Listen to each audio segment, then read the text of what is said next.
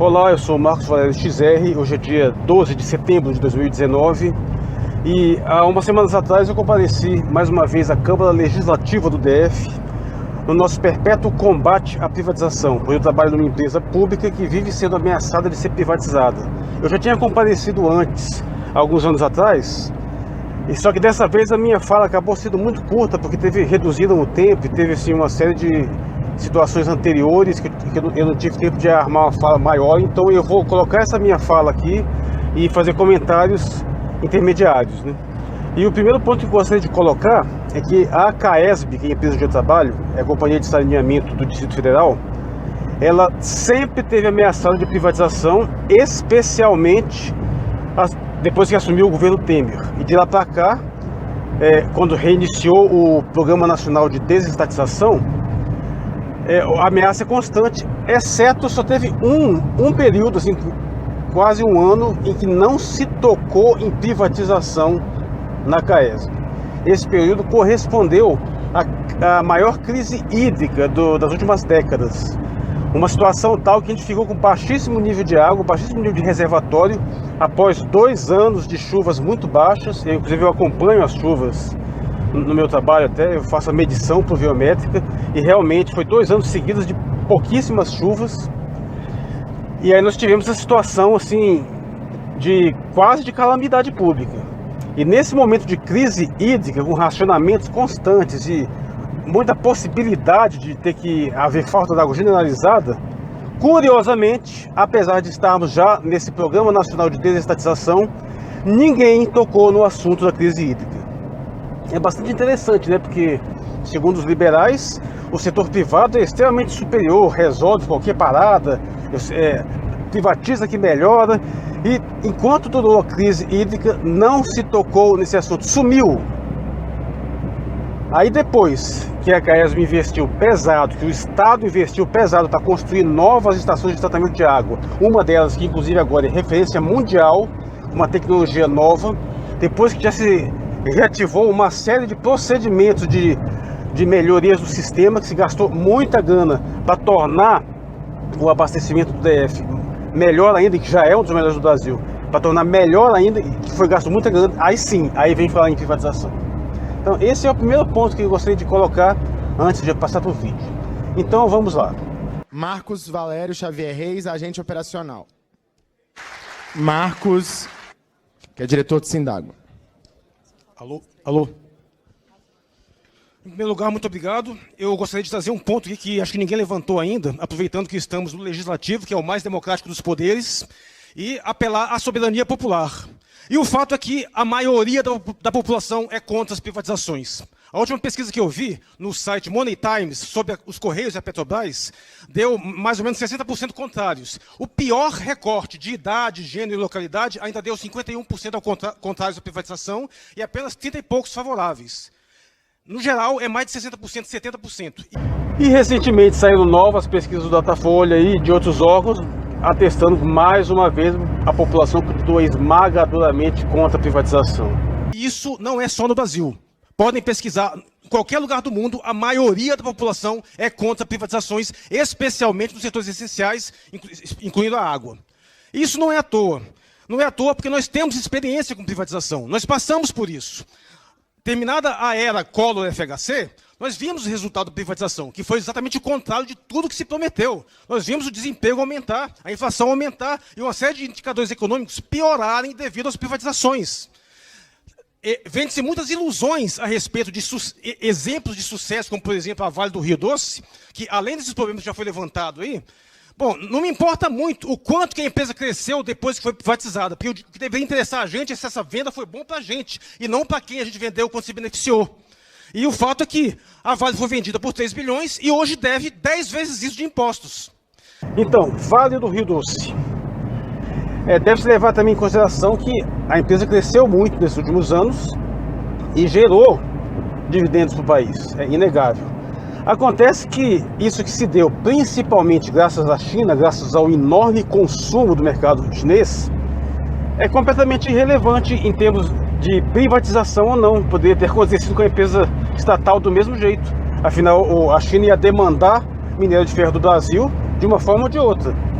talvez a Vale não tivesse feito essas fusões que ela fez com outros locais, cujo retorno para o país é questionável.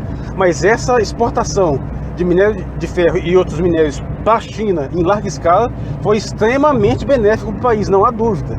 Agora, precisava ser privado, estatal, não faz diferença. E, curiosamente, tem que também levar em consideração o seguinte: o governo Lula, na prática, quase que reestatizou a Vale, né? Porque a gerência passou a ser amarradíssima com o governo. O presidente Roger Agnelli, que ficou no comando durante quase todo o governo PT, do governo Lula, ele era íntimo e respondia diretamente ao presidente. Então, durante esse momento, a Vale, ela funcionou quase que como uma empresa estatal em questão de estratégia de comércio internacional e de estratégia geopolítica, inclusive. Eu vou contar uma história até que bastante curiosa. Certa vez eu dei carona para umas mulheres que tinham chegado em Brasília recentemente, porque tinham sido expulsas das terras onde a Vale do Rio Doce tinha sido privatizada, e o pessoal foi todo posto para fora com uma demissão em massa.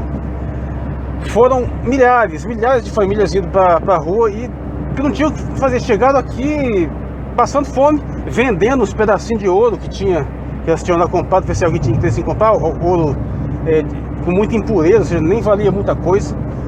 Então, o impacto da privatização na população, além do desemprego em massa, e sempre vou pontuar essa coisa que, como liberal não sabe diferenciar mercado financeiro de economia, então ele não entende esse conceito de empregabilidade, acha que não tem problema nenhum você gerar bilhões de desempregados, que o mercado, sabe-se lá, funciona por magia.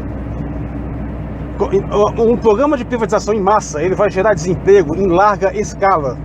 E não é um desemprego qualquer, porque geralmente são funcionários que têm uma renda melhor e movimentam a economia, sustentam famílias inteiras. Então, quando o pessoal vai para a rua, você tem uma família inteira que fica desprotegida.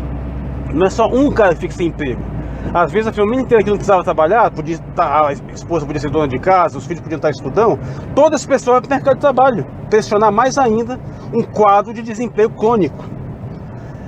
Esse pessoal deixa de contratar serviços, deixa de contratar empregados, deixa de fazer compras e deixa de movimentar a economia de um modo que tem um efeito cascata, prejudicando o comércio, que vai vender menos e, mais uma vez, vai acabar empregando menos também.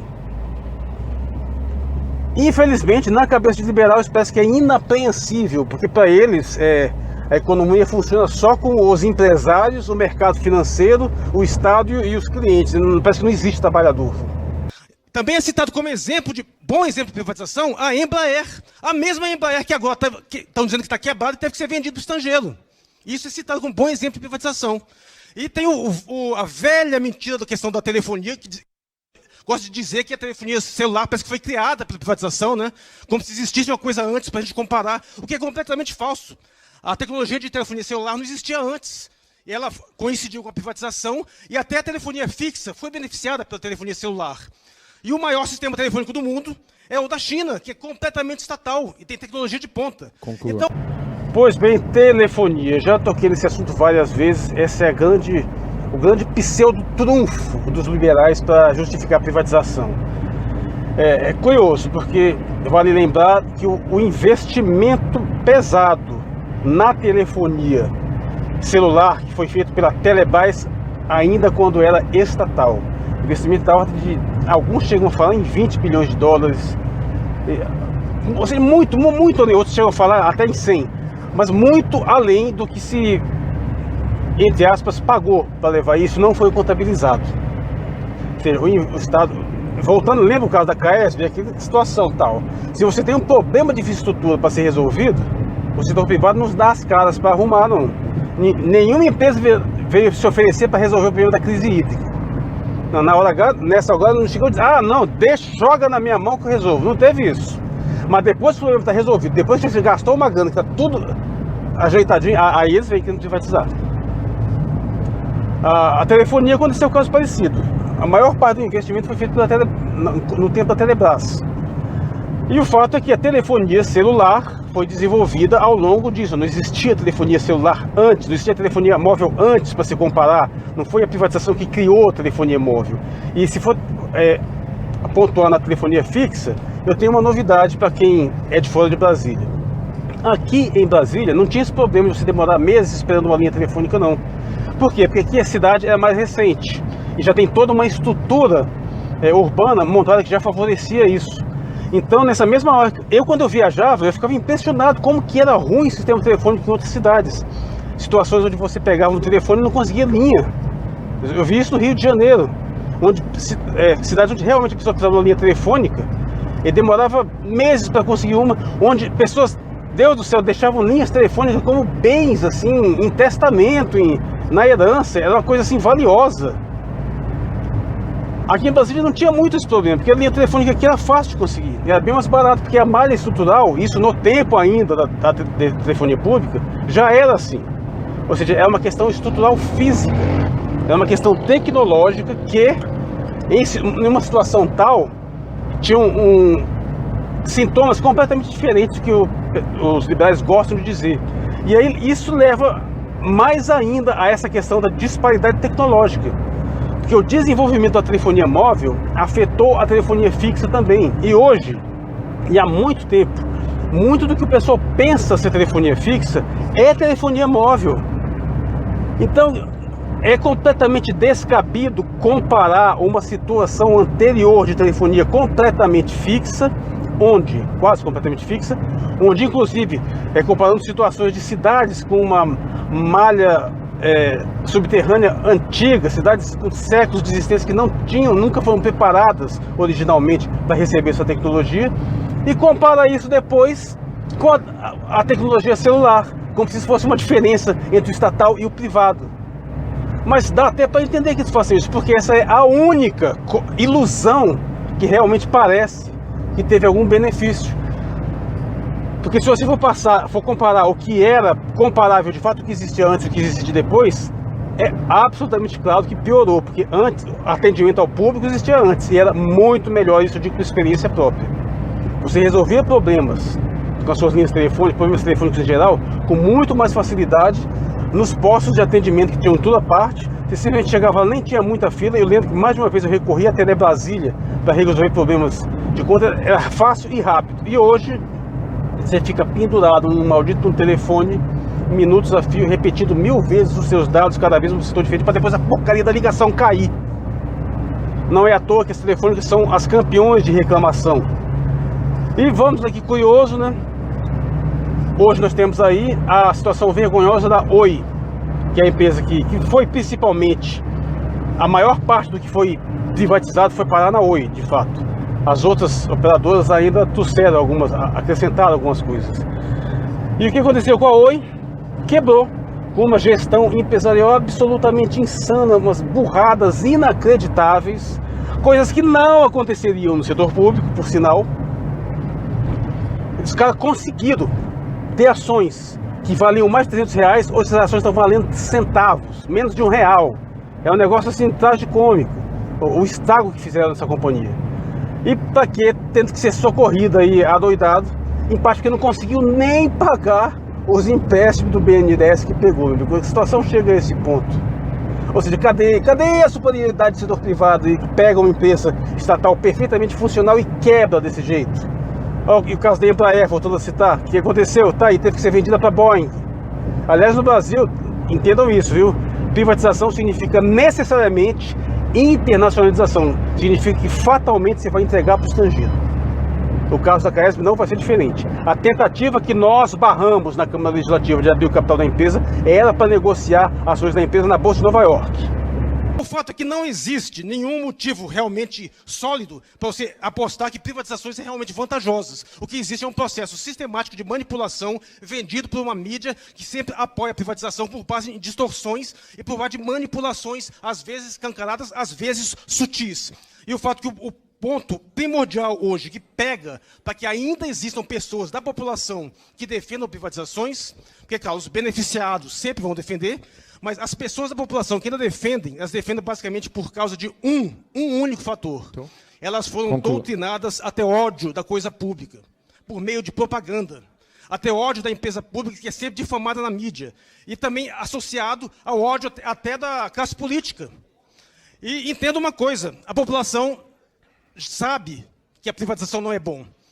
E a população vai se lembrar disso quando vier nas próximas eleições. Portanto, eu faço esse apelo final aos deputados. Nós não vamos nos esquecer. Nós vamos saber quem votou a favor da privatização. E a população não vai perdoar isso. Muito obrigado. Hein? Muito obrigado, querido. Antes de passar para os encaminhamentos, eu queria ler um registro que foi deixado aqui por Felipe Porto, que é assessor da deputada Júlia Lúcia, do Novo, aqui da Câmara Legislativa. Ele deixou uma pergunta à audiência pública, que é: caso a modelagem da privatização apresente um preço por metro quadrado menor do que é hoje praticado pela CAESB, qual seria o principal motivo para manter-se contrário à privatização? A água, metro cúbico, exatamente. A água, ele escreveu certo, eu que li errado. Pois bem, essa pergunta não foi respondida ao vivo porque o pessoal achou que não valia a pena responder a pergunta de alguém que nem teve a dignidade de comparecer à Assembleia. Mas eu respondo ela sem nenhum problema. Se fosse possível mostrar que a tarifa reduziria significativamente para a população e que isso não seria onerado de alguma outra forma, não teria que ser subsidiado pelo Estado, nem geraria nenhum outro prejuízo, sinceramente, eu não teria exatamente como ser totalmente contrário à privatização, apesar de ter outros problemas. Teria outros problemas que teriam que ser pesados também, mas seria um argumento forte favorável. A mesma coisa, por exemplo, se me garantisse que privatizando o preço da gasolina caía para metade, eu apoiaria a privatização da Petrobras. Só que, meu amigo, isso aí é uma aposta que eu posso fazer sem medo. Não existe essa possibilidade. Se você colocar lá, no ato da privatização, um contrato onde a empresa operadora que receber aquilo ali se compromete, não é nem a abaixar, a manter a tarifa dentro daquele parâmetro histórico, não precisa nem ser diminuindo não, que vai manter os aumentos dentro daquela proporção do tempo que a empresa é estatal, eu aposto que não aparece ninguém querendo privatizar. Simples assim. A água hoje já não é tratada como mercadoria, uma vez que quem não paga tem o fornecimento suspenso. Bom, aí eu posso apelar para os próprios liberais, quando dizem que não existe almoço grátis, né? Que é uma palavra, uma frase que, dependendo do contexto, não tem importância nenhuma, dependendo do contexto, pode ter um certo significado. Ora, meu Deus, a água não é de graça, ela tem que ser tratada, tem um custo, tem um consumo. Então alguém tem que bancar isso. Ou seria feito por meio de impostos, e a água seria dada de graça, que eu acho que não funcionaria, porque você teria que beneficiar igualmente pessoas que gastam quantidades completamente diferentes, ou você faz dessa forma, não tem outro jeito. Nenhum lugar do mundo deixa de se cobrar esse tipo de taxa de água. Talvez na Coreia do Norte, não sei. Mas o fato é que ela tem que ser pago. E quanto à questão do corte, também não é bem assim. Existem muitas facilidades, muita leniência, inclusive é difícil ter água cortada. A situação tem que estar muito grave para você realmente chegar a ponto de cortar a água. Então, não. O fato dela ser cobrada por uma empresa pública não significa que tenha o mesmo naipe de uma relação privada. Porque se fosse do sistema privado, fatalmente seria muito mais caro. E isso não é opinião, isso é fato para qualquer um que estude o assunto. Colocando os pingos nos is e parando de palhaçada, o que aconteceu é que, historicamente, existem limites de desenvolvimento do capitalismo. Por quê? Porque existe uma série de produtos que você trabalha que eles têm um conceito que a economia se chama elasticidade ou inelasticidade muito limitada. Alguns bens que você não consegue esticar o consumo deles, por mais que você manipule os preços. São vários produtos que você não pode subir muito o preço porque o consumo cai. E você também não pode, às vezes, não pode baixar muito, que não vai fazer com que as pessoas passem a consumir mais uma coisa que já estão saturadas. Não adianta você, com certeza, se você reduzir o preço dos automóveis, há um aumento de consumo, mas chega um ponto que as pessoas não vão ter, que já tem 2, 3 carros, não vai ter 4, 5, 6 só porque está mais barato. Então tem um limite de crescimento desses mercados. Mas se você trabalha com um bem essencial, aí pode ter até uma redução de consumo, mas existe um grau de exploração muito mais fácil de ser feito que a pessoa não tem como evitar. Por exemplo, a água, por exemplo, se começar a subir muito, eu posso até reduzir um pouco, economizar, mas chega um ponto, não, eu tenho que continuar consumindo água. Se eu cheguei àquele mínimo de consumo, o cara pode dobrar, triplicar, quadruplicar o preço, não tem jeito, amigo, eu tenho que pagar. E isso é o que fatalmente acontece na totalidade absoluta dos casos. Privatizou, o serviço encarece muito. Sendo justo, não necessariamente o serviço privatizado piora, às vezes ele continua igual. Exemplo, a primeira privatização de água que foi feita no Brasil foi em Limeira, em São Paulo. Ele já era uma ótima empresa antes, continuou uma ótima empresa depois, apesar de ter promovido mais de 700 empregados. Agora, a tarifa aumentou pra caramba. Isso é universal. Aí você pega o caso oposto da Cosama, empresa de saneamento de Manaus, que era muito ruim antes e continua muito ruim, com reclamações assim infindáveis, mas a tarifa subiu. Nós já tivemos uma reestatização aqui no estado de Tocantins, já tivemos outra também em São Paulo, por mau desempenho. Aqui do nosso lado, no setor elétrico, em Goiás, temos o caso absolutamente vergonhoso da empresa italiana que pegou a concessão privada de energia elétrica e agora está lá numa situação tal que o pessoal está querendo estatizar de novo, porque o próprio governador do PSDB, o Caiado, que foi favorável à privatização, agora o bicho está se descabelando, está querendo caçar a concessão da Enel, dessa empresa italiana. O resultado é esse. Em setores essenciais, o camarada pode explorar muito, pode subir muito, mas claro que vai ter um limite chamado regulamentação estatal, sabe aquele que liberar odeia, que também vai colocar um freio, que ela também não vai poder subir indefinidamente. Mas eles são muito mais generosos em permitir reajustes com o setor privado do que para o setor público.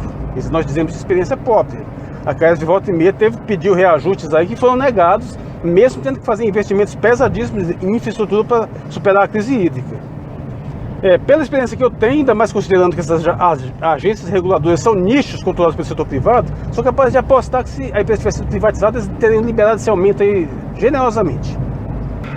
E se privatização do setor elétrico já é suficientemente maluca, a ponto de, por exemplo, até nos Estados Unidos ser estatal, e privatização de água já ser condenada até pela ONU, aliás, qualquer instituição, até pelo Vaticano, condenar esse negócio, porque você não tem evidências de benefício de privatização da água. Pelo contrário, você tem vários países europeus, inclusive, que saíram na frente da privatização, que reestatizaram a água, porque os resultados são péssimos. Se já não fosse suficiente essa insanidade, o camarada aqui ainda quer privatizar o metrô. É bizarro, porque pelo menos ainda existe setor elétrico, setor de saneamento privado, mundo afora. Mas não existe metrô privatizado no mundo, meu Deus do céu. Metrô não dá lucro, metrô é uma coisa que necessariamente é subsidiado, ele consome uma energia brutal, não tem como ser lucrativo um negócio desse. Você pode privatizar aquelas galeriazinhas assim que vendem algumas coisinhas, alguns servicinhos internos, mas não tem como privatizar metrô. Se o metrô de DF for privatizado como estão tentando fazer, o que vai acontecer? O Estado vai ter que ficar pagando para o setor privado ganhar. É um negócio completamente louco. Pessoalmente não creio que vão conseguir privatizar a CAES, por exemplo, a resistência aqui é muito forte. A Câmara Distrital sabe que desse repúdio generalizado da população. É muito claro a dependência do Distrito Federal, das empresas públicas, que são elas que investem mais e são elas que inclusive contratam mais serviços. Os maiores contratos empresariais aqui são empresas públicas.